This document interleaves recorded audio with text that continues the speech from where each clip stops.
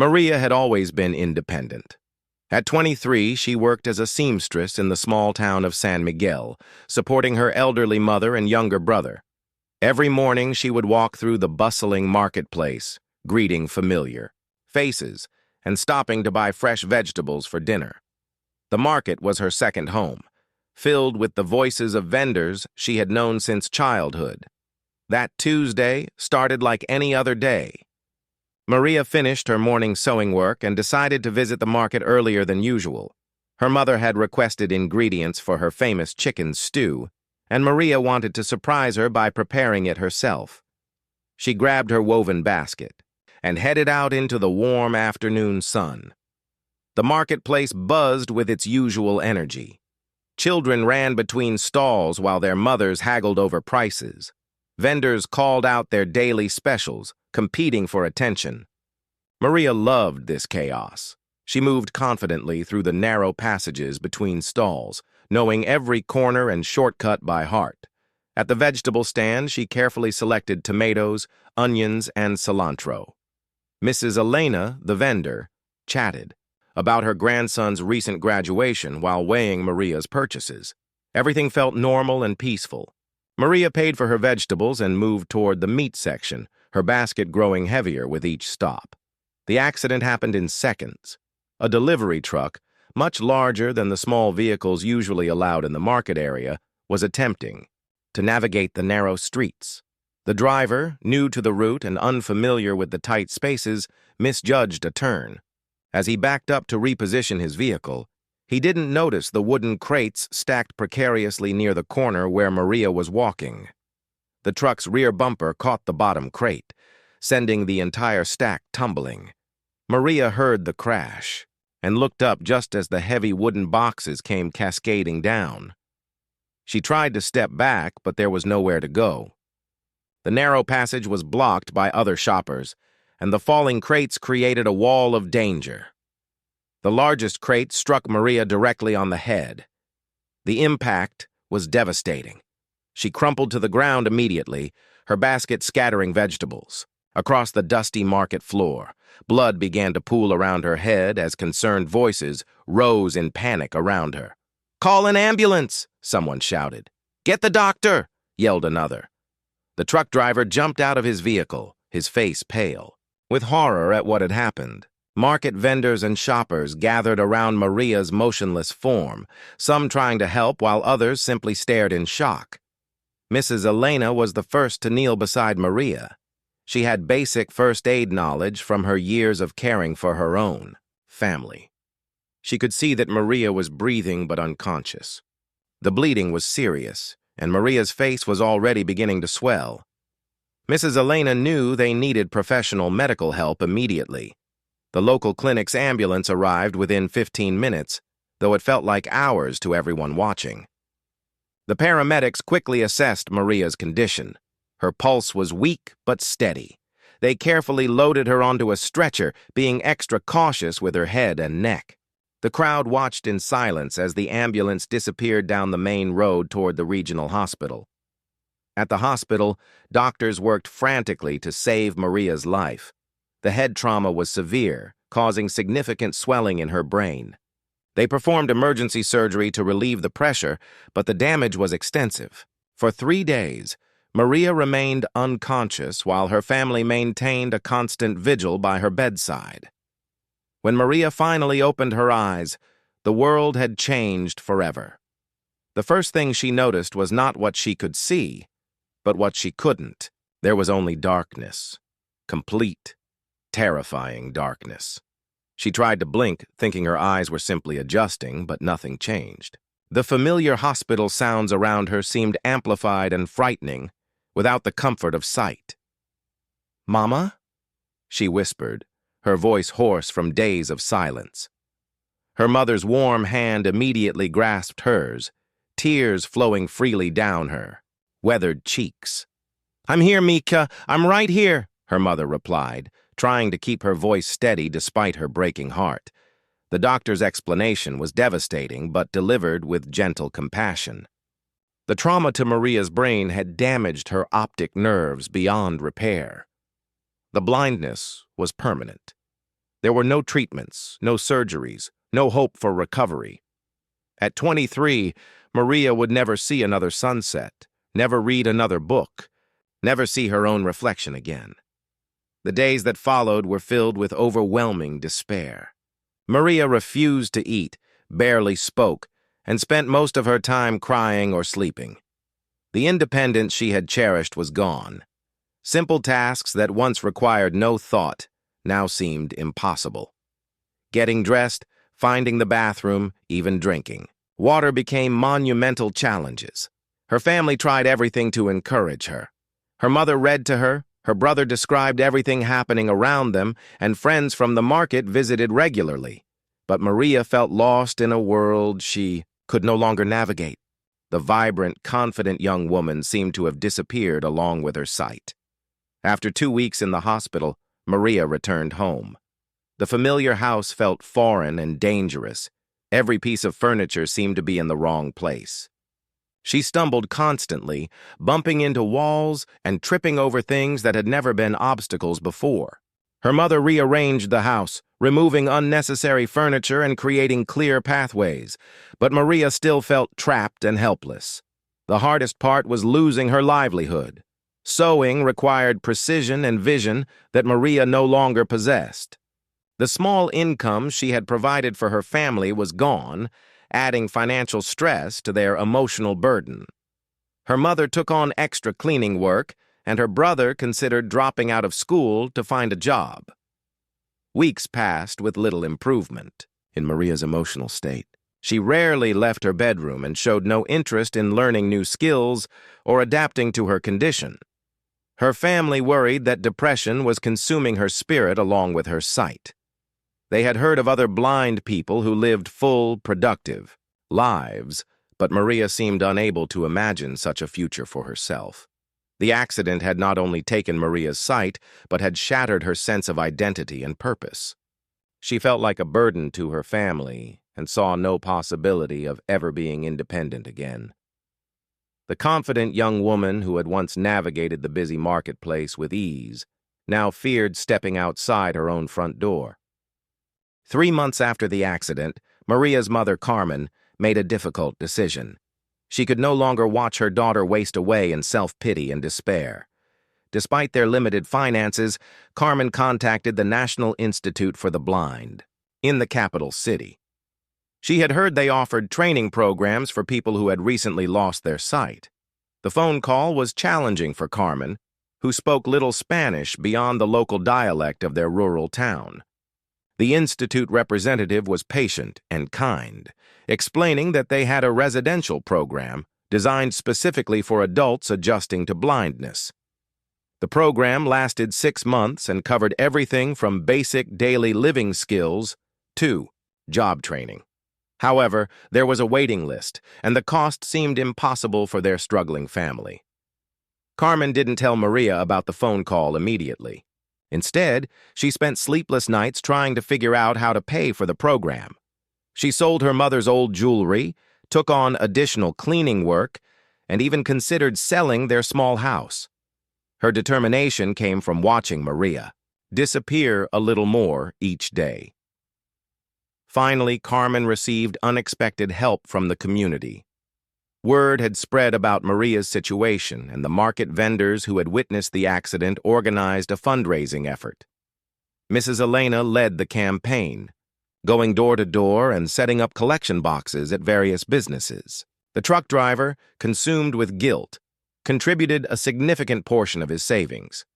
Even people who barely knew Maria donated whatever they could. When Carmen finally told Maria about the Institute program, the reaction was explosive. Maria screamed that she didn't want to go anywhere, that she wanted to be left alone to die in peace. She accused her mother of trying to get rid of her and threw the few possessions within her reach across the room. The outburst lasted for hours, with Maria alternating between rage and heartbroken sobbing. But Carmen's resolve didn't waver. She had already made the arrangements and paid the fees with the community donations. In 2 weeks, they would travel to the capital, and Maria would begin the program whether she wanted to or not. Carmen knew it was their only hope of getting her daughter back. The journey to the capital was Maria's first time leaving her hometown since the accident. Every sound in the bus was amplified and unfamiliar. She gripped her mother's arm tightly, fighting waves of panic as the vehicle swayed and bumped along the mountain roads. Other passengers spoke in hushed tones, clearly aware of her condition, but trying to be respectful. The National Institute for the Blind was a large, modern building with wide corridors and smooth floors designed for easy navigation. Maria's intake. Counselor was a middle-aged woman named Patricia, who had been blind since birth. Her confidence and independence immediately challenged every assumption Maria had made about what her life could become. Patricia's first lesson was simple but revolutionary. She took Maria's hands and placed them on her own face, allowing Maria to feel her genuine smile. "Being blind doesn't mean being broken," Patricia said firmly. "It means learning new ways to do the same things everyone else does. And sometimes, we do them better because we pay attention to details others miss." The first week was brutal. Maria was assigned to a small dormitory room with another student, a woman named Rosa, who had lost her sight in a factory accident 2 years earlier. Rosa was now learning computer programming and spoke excitedly about her plans to start her own business. Maria found Rosa's optimism irritating and fake. Basic orientation and mobility training began immediately. Maria learned to use a white cane, something she had initially refused even to touch. The instructor, Carlos, was patient but firm. He had lost his sight in military service and understood the resistance that came with sudden blindness. He taught Maria how to sweep the cane properly, how to identify different textures and surfaces, and how to navigate using sound and touch. The daily living skills classes were equally challenging. Maria had to relearn everything from folding clothes to cooking simple meals. The kitchen training was particularly difficult because it required her to trust herself near heat, sharp objects, and boiling water. Many sessions ended with Maria in tears, convinced she would never master these basic tasks. But gradually, almost without noticing, small victories began to accumulate. Maria successfully prepared her first complete meal without help. She navigated from her dormitory to the dining hall without getting lost.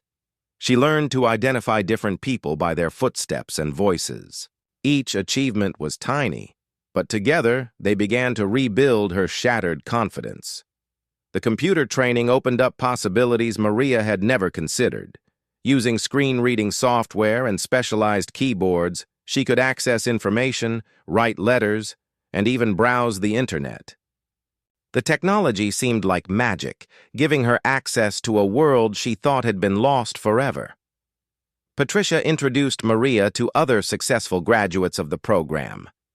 There was Fernando, who ran a small restaurant, Ana, who worked as a telephone operator for a major company, and Miguel, who had become a massage therapist. Each person's story proved that blindness didn't have to mean dependence or limitation.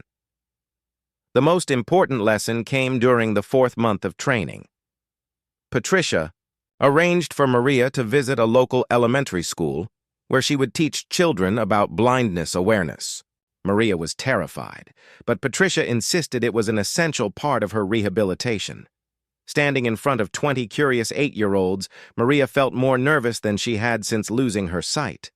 But the children's honest questions and lack of pity created a safe space for Maria to talk about her experience.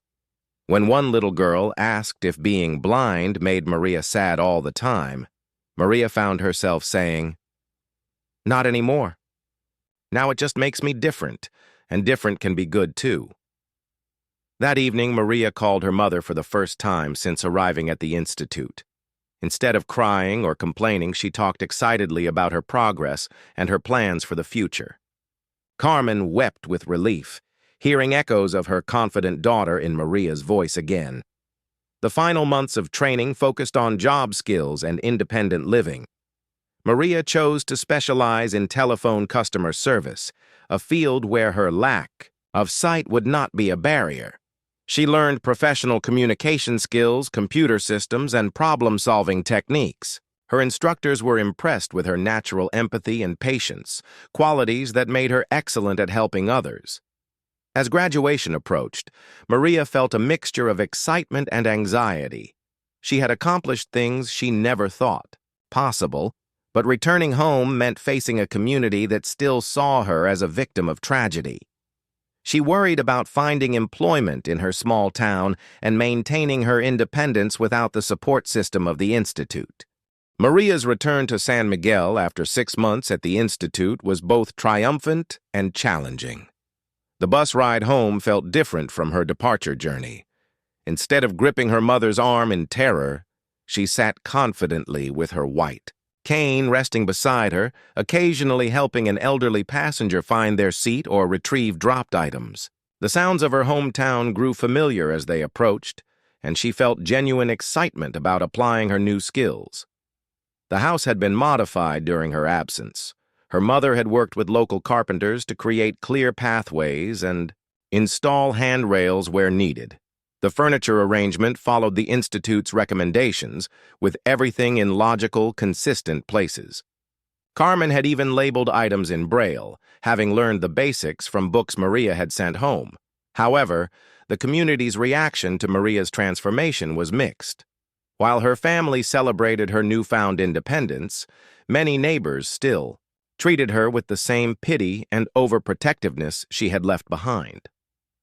When she walked to the market using her cane, people would rush to help her cross streets she could navigate perfectly well. Store owners would speak louder than necessary, as if blindness affected her hearing.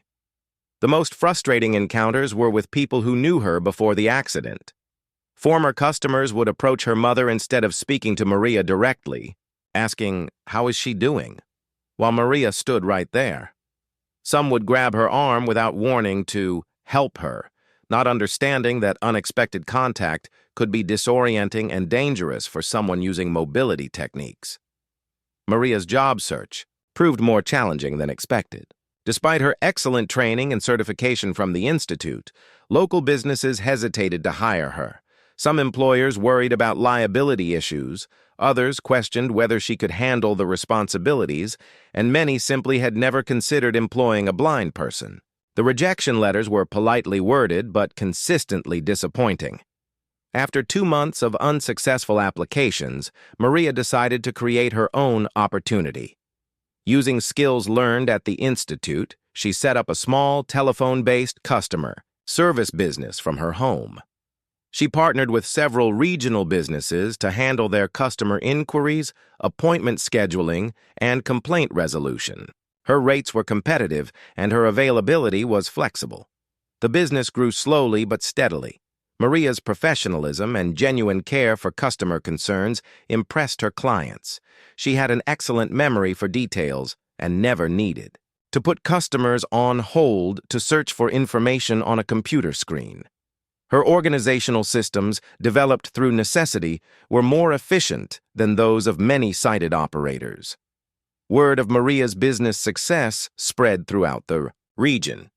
But it also attracted an unexpected problem. A competing company, run by the mayor's nephew, began spreading rumors that a blind person couldn't possibly provide reliable service. They suggested that Maria was probably having sighted people do the actual work while she took credit and payment. The rumors hurt Maria's reputation and cost her several clients. She felt the familiar despair creeping back, wondering if she would ever truly be accepted as an equal member of society. The progress she had made seemed fragile in the face of persistent prejudice and ignorance. During this difficult period, Maria found support in an unexpected place. Rosa, her former roommate from the Institute, visited San Miguel while traveling for her own business. Rosa's computer programming company had become successful, and she was expanding to rural areas. Seeing Maria's struggles, Rosa proposed a partnership. Together, they developed a plan to modernize small businesses in the region using technology solutions. Rosa would handle the programming and technical aspects, while Maria would manage customer relations and training. Their combined skills created a unique service that no other local company could offer. The partnership's first major success came with the town's medical clinic. The doctors had been struggling with patient record management and appointment scheduling. Maria and Rosa implemented a computerized system that dramatically improved efficiency. More importantly, they trained the staff to use the new system, with Maria's teaching skills proving invaluable. As their business grew, Maria's reputation in the community began to change. People started seeing her as a successful entrepreneur, rather than a tragedy victim. Her confidence grew as she dealt with clients as an equal, solving their problems and improving their operations. The transformation was subtle but significant. The partnership also allowed Maria to mentor other people with disabilities in the region. When a young man lost his hearing in a construction accident, Maria helped him navigate the rehabilitation process and find job training opportunities. Her experience with discrimination made her a powerful advocate for others facing similar challenges. 6 months after Rosa's arrival, their business had grown beyond their expectations. They were handling IT support for dozens of companies, training, programs for 3 schools, and consultation services for government offices. Maria's role had evolved from simple customer service to business development and community outreach. The success brought new challenges. Some competitors complained that the women received unfair advantages due to Rosa's disability status, which entitled them to certain government contracts. Others whispered that their success was due to sympathy rather than competence. Maria learned to ignore the negativity while documenting their professional achievements. A turning point came when the Regional Chamber of Commerce invited Maria to speak at their annual business conference. Standing before an audience of established business owners and government officials, Maria shared her story not as a tale of overcoming disability, but as an example of innovation and determination creating economic opportunities. Her presentation focused on the business benefits of inclusive hiring practices and accessible technology. She demonstrated how accommodations designed for people with disabilities often improved efficiency for all employees. The audience's initial polite attention became genuine engagement as Maria presented concrete examples and financial data. After the presentation, several business owners approached Maria with collaboration proposals. A large retailer wanted to hire her company to improve their customer service training. A manufacturing company requested consultation on workplace accessibility. Most importantly, the regional government offered a contract to assess and improve public service accessibility. The success at the conference marked a fundamental shift in how the community perceived Maria. She was no longer the blind seamstress who needed help, but a respected businesswoman whose expertise was valued. The transformation had taken nearly 2 years since the accident, but Maria had not only regained her independence, she had exceeded her previous limitations. Yet even as her professional life flourished, Maria sometimes felt lonely on a personal level. Dating seemed impossible when potential partners either treated her with excessive pity or were intimidated by her success. She wondered if she would ever find someone who could see past her blindness to appreciate the person she had become. 2 years after returning from the Institute, Maria had established herself as one of the most successful business owners in San Miguel. Her partnership with Rosa had expanded to serve clients across 3 provinces, and their technology consulting firm employed 6 people. Maria's expertise in accessibility and customer service had made her a sought-after speaker at regional conferences. On a typical Wednesday morning, Maria was preparing for an important presentation to the provincial education department. Her proposal to implement accessible technology in rural schools could secure their largest contract yet. She had spent weeks preparing detailed plans and cost analyses, and today's meeting could change the future of special education in their region. However, disaster struck as Maria was leaving for the meeting. Her transportation, a reliable taxi service that had served her for months, failed to arrive. The driver had fallen ill suddenly, and no replacement was available on short notice. Other taxi companies in the small town were already committed to other customers, and the provincial capital was 3 hours away by bus. Maria felt panic rising as she realized she might miss the most important presentation of her career. The education officials had traveled specifically for this meeting, and rescheduling would likely mean losing the contract to competitors from larger cities. Years of hard work building her reputation could be destroyed by circumstances beyond her control. Standing outside her house with her presentation materials and laptop, Maria tried to remain calm while calling everyone she could think of. Rosa was traveling for another client and unreachable. Her brother had work commitments he couldn't abandon. Her mother didn't drive, and their ancient family car was unreliable for long trips. As Maria considered the humiliation of canceling the meeting, she heard a car approaching slowly. The engine sounded expensive, different from the usual vehicles in their neighborhood. She assumed it was someone who had taken a wrong turn looking for the main highway to the capital. The car stopped directly in front of her house. She heard footsteps approaching, confident but respectful. "Excuse me?" a male voice said politely. "Are you Maria Gutierrez? I was told I might find you here." Maria was surprised. The voice carried an educated accent, suggesting someone from the capital, or possibly abroad. She couldn't imagine who would be looking for her, especially at this critical moment. "Yes, I'm Maria Gutierrez. Can I help you?" "Actually, I hope I can help you," the stranger replied. "I'm David Herrera. I heard you might need transportation to the capital today for an important meeting. I'm heading there myself and would be happy to offer you a ride." Maria hesitated. Accepting rides from strangers contradicted every safety lesson she had learned, both before and after losing her sight. However, something about the man's manner suggested genuine intent to help. His voice carried authority and education, and he knew specific details about her situation that indicated legitimate connections. "Who told you about my transportation problem?" Maria asked cautiously. "I only discovered it myself 20 minutes ago."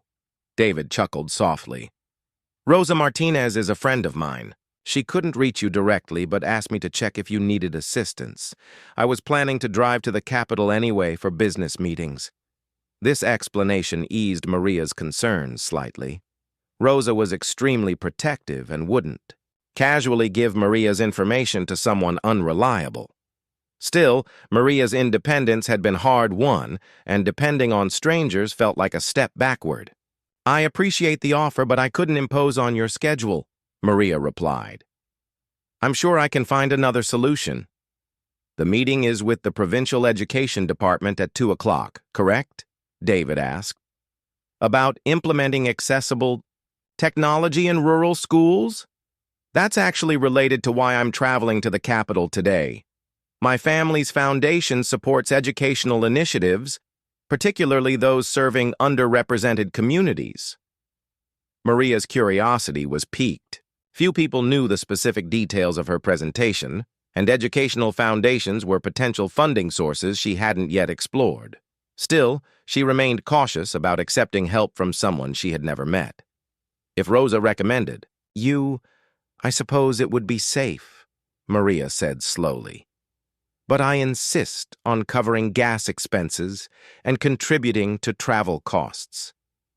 "That's completely unnecessary," David replied warmly.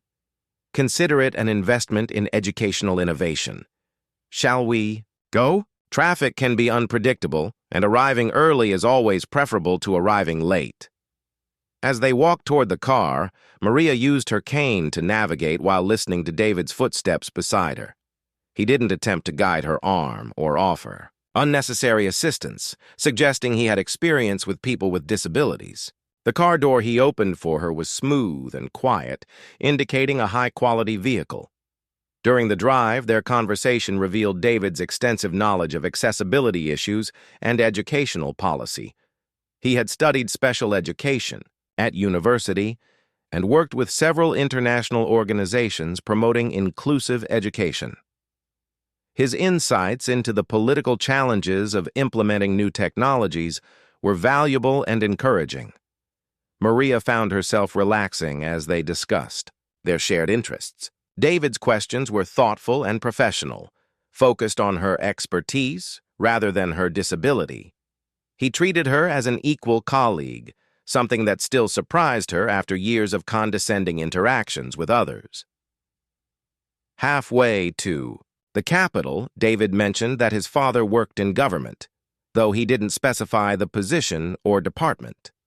Maria assumed he meant a regional administrative role, common among educated families in their area. She was more interested in his foundation work and the possibility of future collaboration. When they arrived at the provincial education building, David insisted on waiting to drive Maria home after her meeting. "I have appointments nearby that could take several hours," he explained. "It makes perfect sense for us to coordinate our return trip." The presentation went exceptionally well. Maria's proposals were received enthusiastically, and the education officials were impressed by her thorough preparation and innovative solutions. They requested additional information about funding options, and Maria mentioned the possibility of foundation support through her new contact. After the meeting, Maria felt euphoric. The officials had practically guaranteed the contract, pending final budget approvals. Her business was about to reach a new level of success, and she had accomplished it through her own expertise and determination. David was waiting in the lobby when she emerged from the meeting room. "Based on your expression, I assume things went well," he observed. "Better than well," Maria replied, unable to contain her excitement. "This could be the breakthrough my business needed, and thank you for mentioning foundation funding possibilities. That could make the project even more comprehensive." During the drive home, Maria felt comfortable sharing details of her presentation and future plans. David's genuine interest and knowledgeable questions made him an excellent sounding board for her ideas. She found herself hoping their professional relationship would continue. As they approached San Miguel, David seemed hesitant to end their conversation. "Maria, I hope this isn't presumptuous, but would you be interested in having dinner sometime? I'd love to continue our discussion about educational accessibility, and I think there might be opportunities for collaboration between your business and our foundation." Maria felt a flutter of nervousness that had nothing to do with business. David's respectful manner and intelligent conversation had made a strong impression, but she was uncertain about mixing professional relationships with personal ones. However, his invitation seemed genuine and appropriate. Maria accepted David's dinner invitation, though she insisted it be somewhere in San Miguel rather than the capital. She wanted to maintain some control over the situation and preferred meeting in familiar surroundings. They agreed to meet at Don Carlos, the town's nicest restaurant, the following Friday evening. In the days leading up to dinner, Maria found herself unusually nervous. She had rarely dated since the accident, and never with someone whose background and social status seemed so different from her own. Rosa, who had returned from her business trip, teased Maria about her obvious anxiety while helping her choose an appropriate outfit. "You've presented to government officials and business leaders," Rosa reminded her. "Why are you so worried about dinner with one man?" Maria couldn't fully explain her nervousness. Perhaps it was because professional meetings had clear boundaries and expectations, while social interactions felt more unpredictable. Or maybe it was because she genuinely liked David and feared making a poor impression. Friday evening arrived with Maria having changed clothes 3 times. She finally settled on a simple but elegant dress that Rosa assured her was perfect. Her mother braided her long hair in an intricate style that had always been Maria's favorite, and she wore small gold earrings that had belonged to her grandmother. David arrived precisely on time, as Maria had expected from someone so organized. She heard his car pull up outside their house, followed by confident footsteps approaching the door. When her mother answered, Maria listened to their brief conversation and was pleased by David's respectful manner toward her family. The walk to Don Carlos was pleasant, with David naturally adjusting his pace to match Maria's comfortable walking speed. He didn't attempt to take her arm or guide her, understanding that she could navigate familiar streets independently. Their conversation flowed easily, touching on topics from local politics to international development work. Don Carlos was busy for a Friday night filled with families celebrating special occasions and couples enjoying romantic dinners. The owner, Carlos himself, personally welcomed them and led them to a quiet corner table. Maria had called ahead to ensure they would have a table away from the kitchen noise and main traffic flow. Over dinner, Maria learned more about David's background and interests. His foundation work took him throughout Latin America, focusing on educational and healthcare initiatives in rural communities. He spoke passionately about projects that had transformed entire villages through sustainable development programs. What impressed Maria most was David's genuine interest in her opinions and experiences. He asked thoughtful questions about the challenges of building a business in a small town, the barriers facing people with disabilities, and her vision for expanding accessibility throughout the region. He listened intently to her responses, occasionally asking for clarification or offering relevant insights from his own work. As the evening progressed, Maria found herself sharing stories she rarely told anyone.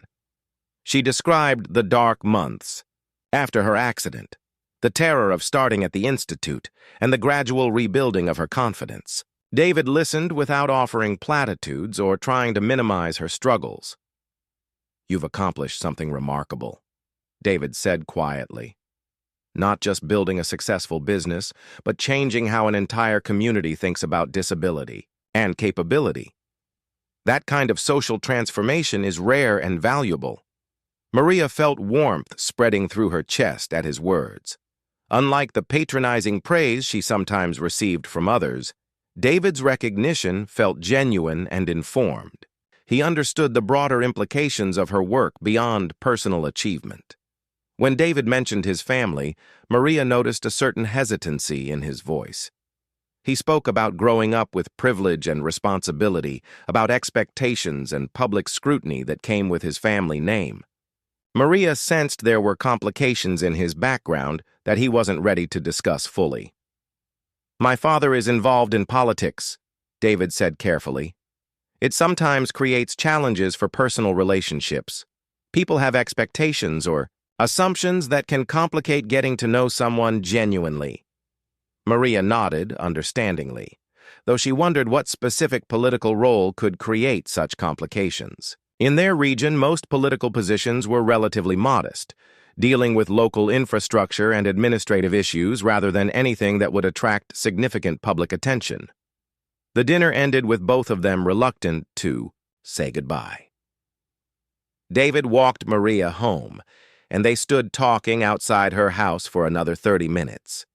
The conversation ranged from serious topics about social justice to lighter subjects like favorite books and childhood memories. "I'd very much like to see you again," David said as the evening wound down. "Would you be interested in visiting the capital next weekend? I could show you some of the Foundation's projects, and there's a concert at the National Theater that I think you'd enjoy." Maria accepted immediately, surprising herself with her eagerness. Something about David made her feel both comfortable and excited, a combination she hadn't experienced in years. He arranged to pick her up Saturday morning for a day trip that would include lunch, project visits, and the evening concert. The following week passed slowly, with Maria finding herself thinking about David frequently. She caught herself smiling at random moments while remembering their conversations or anticipating their upcoming day together. Rosa noticed the change immediately and expressed both happiness and concern for her friend. "Just be careful," Rosa warned gently. "You're finally independent and successful. Don't let romantic feelings cloud your judgment about what's best for your future." Maria appreciated Rosa's concern, but felt confident in her ability to maintain perspective.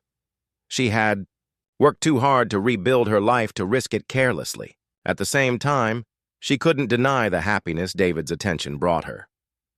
Saturday morning arrived with perfect weather, and Maria's excitement barely contained.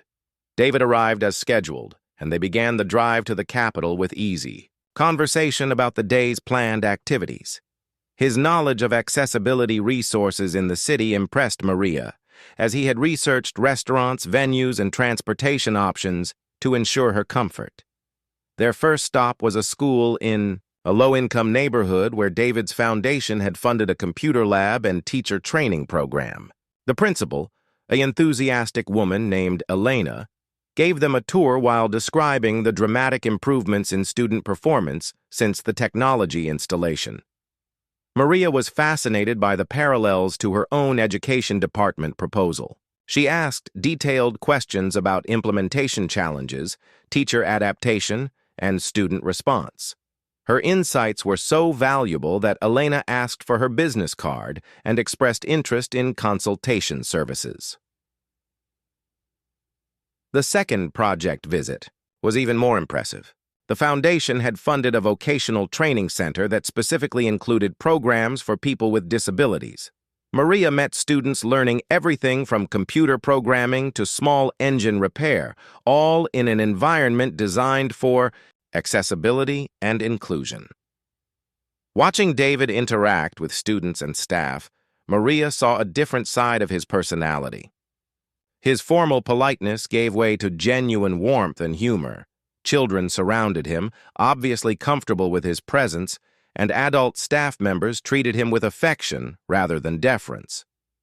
During lunch, Maria felt bold enough to ask directly about David's family background. She had grown curious about the complications he had mentioned and the resources that allowed such extensive philanthropic work. David paused thoughtfully before responding. "My father is President Herrera," he said quietly. "I've been hesitant to mention it because people's behavior often changes when they learn about my family's position. I wanted you to get to know me as David first, not as the president's son." Maria felt shock wash over her. President Herrera was one of the most respected leaders in their country's recent history, known for educational reform and social programs that had transformed millions of lives. The implications of David's revelation were staggering, both personally and professionally. The revelation about David's identity initially overwhelmed Maria. She sat in stunned silence, processing the implications of dating the president's son. Everything suddenly made sense. His education, his resources, his extensive knowledge of government policy, and his hesitancy to discuss his family background. "Are you upset that I didn't tell you sooner?" David asked gently, clearly concerned about her reaction. Maria shook her head slowly. "I'm not upset, just surprised. This explains so much about you, but it also complicates everything, doesn't it?" David reached across the table and took her hand. "It doesn't have to complicate anything between us personally. Yes, there will be public attention if our relationship becomes serious. But I've learned to navigate that. What matters to me is that you see me as David, not as a political figure or symbol." Maria appreciated his honesty, but she couldn't ignore the reality of their situation. Dating the president's son would bring scrutiny she had never experienced. Her every action would be analyzed, her background investigated, and her disability would likely become a public talking point. "I need time to think about this," Maria said honestly. "Not about my feelings for you, but about whether I'm prepared for the public attention that comes with your family position." David nodded understandingly. "Take all the time you need. I've waited this long to find someone who sees past the political connections to appreciate who I really am. I'm not going anywhere." They continued their day as planned, but the atmosphere had shifted. The concert was beautiful, with David quietly describing the stage layout and performer movements during instrumental pieces. However, Maria found herself distracted, imagining photographers capturing their every interaction and wondering what headlines might result. During the drive home, they talked openly about the challenges they would face. David explained the security protocols that governed his daily life, the media attention that followed his public appearances, and the political implications of his personal relationships. Maria described her fierce independence and her fear of being defined by her connection to someone else rather than her own achievements. "I've worked so hard to be seen as Maria the businesswoman, not Maria the blind victim," she explained. "I'm afraid that dating you might reduce me to Maria the president's son's girlfriend. That would feel like losing myself all over again." David listened thoughtfully. "I understand that fear completely, but consider this. Your relationship with me could actually amplify your voice on accessibility issues. The platform that comes with public attention could help you advocate for changes that would benefit thousands of people with disabilities." His words sparked something in Maria's mind. She had always believed that her success was primarily personal, proving that disability didn't mean limitation. But perhaps there was an opportunity to use her position to create broader social change. Over the following weeks, Maria and David continued seeing each other while she processed the implications of their relationship. They kept their meetings private, usually in small towns between San Miguel and the capital, where David was less likely to be recognized. During this period, Maria's business continued thriving.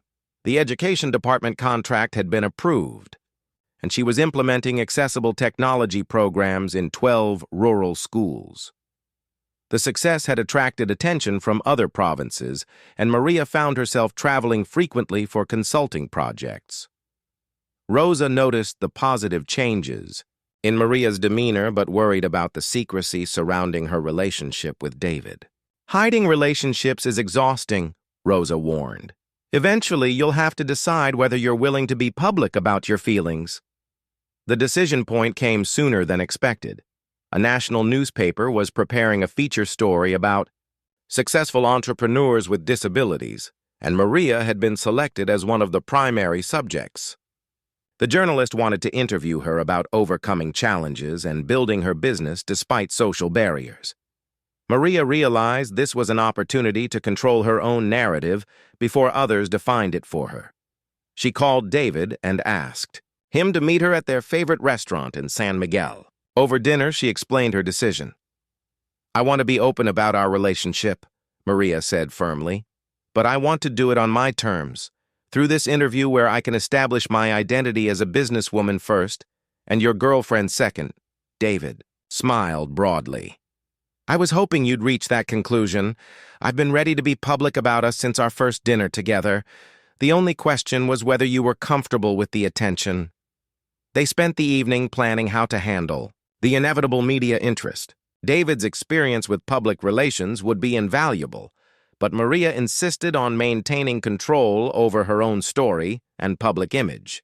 The interview was published 3 weeks later with the headline, "From Tragedy to Triumph, Rural Entrepreneur Transforms Accessibility Services." The article focused primarily on Maria's business success and advocacy work, mentioning her relationship with David only in the final paragraphs as an example of personal happiness accompanying professional achievement. The response was overwhelmingly positive. Maria received hundreds of messages from people with disabilities who felt inspired by her story. Business inquiries flooded in from across the region and beyond. Most importantly, she received invitations to speak at national conferences about disability rights and entrepreneurship. The media attention that followed was intense but manageable. David's family's communication team helped Maria prepare for interviews and public appearances, teaching her how to stay focused on her message while deflecting inappropriate questions about her personal life. 6 months later, Maria stood before the National Assembly, addressing lawmakers about the need for comprehensive accessibility legislation. Her relationship with David had indeed provided a platform, but her expertise and passion had earned the respect of politicians across party lines. "Disability is not a limitation to overcome," Maria told the assembled representatives. "It's a perspective that enriches our understanding of human diversity and innovation." When we create inclusive environments, we don't just help people with disabilities, we create better solutions for everyone. After her speech, Maria was approached by the Minister of Education, who offered her a position as National Accessibility Coordinator. The role would involve developing policies and programs to ensure equal access to education throughout the country. That evening, David took Maria to dinner at the most elegant restaurant in the capital. Over dessert, he pulled out a small velvet box that made Maria's heart race. "Maria Gutierrez," David said softly, "you've transformed not just your own life, but the lives of countless others. You've shown me what real strength and determination look like. Will you marry me?" Through tears of joy, Maria said yes. As David slipped the ring onto her finger, she thought about the long journey from that terrible day in the marketplace to this moment of perfect happiness.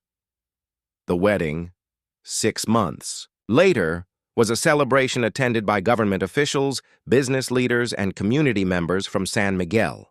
But the guests Maria treasured most were the students from the schools where she had implemented accessibility programs, the clients whose businesses she had transformed, and the people with disabilities who saw her success as proof of their own potential.